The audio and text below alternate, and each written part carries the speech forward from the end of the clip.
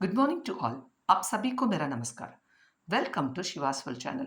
दक्षिण भारत हिंदी प्रचार सभा நடத்துற ஹையர் எக்ஸாம்ஸில் Visharad Purvardh paper 3 Tamil important and expected questions என்னெல்லாம் அப்படிங்கிறத பற்றி இந்த வீடியோவில் நம்ம பார்க்க போகிறோம். வாங்க வீடியோக்குள்ளே போகலாம். Time 3 hours, total marks 100.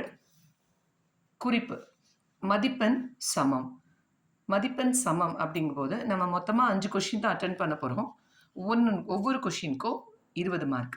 So 5 into 20, 100 marks. ஓகேங்களா? ஏதேனும் ஒரு பிரிவில் 2 வினாக்களுக்கு மற்றொரு பிரிவில் 3 வினாக்களுக்குமாக மொத்தம் 5 வினாக்களுக்கு விடை தருக. அதாவது பிரிவு 1ல் நீங்கள் 2 கொஷின் சூஸ் பண்ணீங்கன்னு வச்சுக்கோங்களேன். பிரிவு 2ல் 3 கொஷின் நீங்கள் அட்டென்ட் பண்ணணும். ஸோ மொத்தமாக 5 கொஷின் அட்டென்ட் பண்ணணும். ஓகேங்களா? விடை ஒவ்வொன்றும் 3 பக்கங்களுக்கு மிகாமல் இருத்தல் வேண்டும். 3 பக்கத்துக்கு மேலே இருக்காமல் நீங்கள் பார்த்துக்கோங்க ஆன்சர்ஸ். அடுத்தது பிரிவு 1. ராமகாதை காட்டும் தம்பியரின் சிறப்பை கூறுக.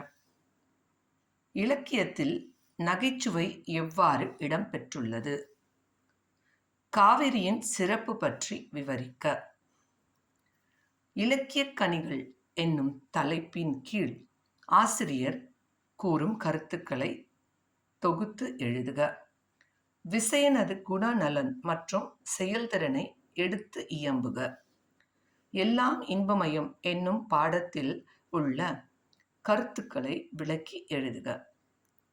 இந்த 6 கொஷினும் நல்லா தரவாக படிச்சுக்கோங்க. ஓகேங்களா? அடுத்தது பிரிவு 2.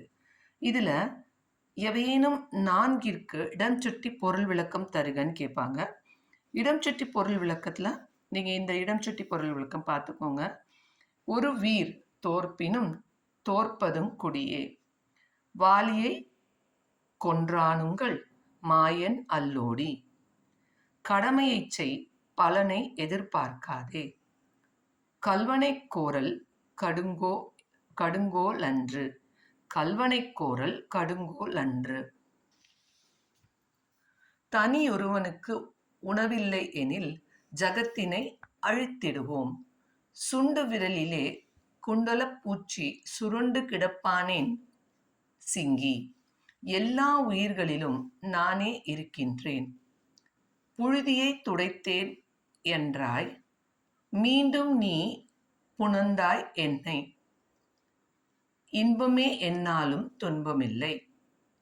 நாமார்க்கும் குடியல்லோம் நமனை அஞ்சோம்.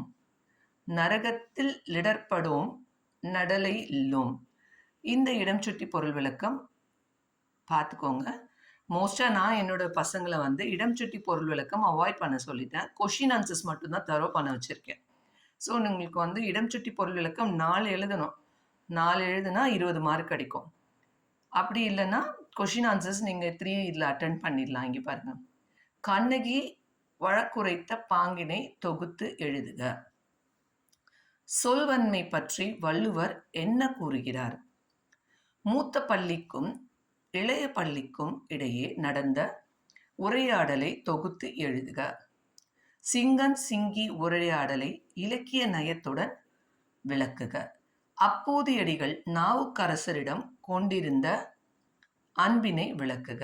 சீதையை அனுமன் எவ்வாறு தேற்றினான்? புரிஞ்சுதுங்களா? இந்த 6 கொஷினும் நல்லா தரவாக படிச்சுக்கோங்க.